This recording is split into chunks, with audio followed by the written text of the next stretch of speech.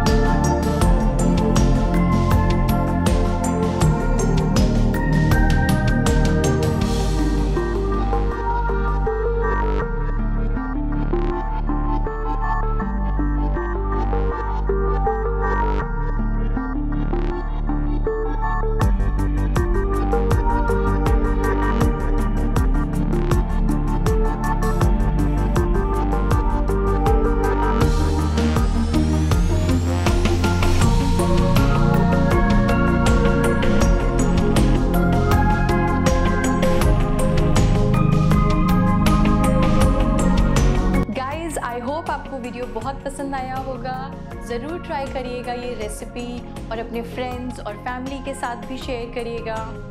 Do subscribe my channel and hit the bell button for latest videos.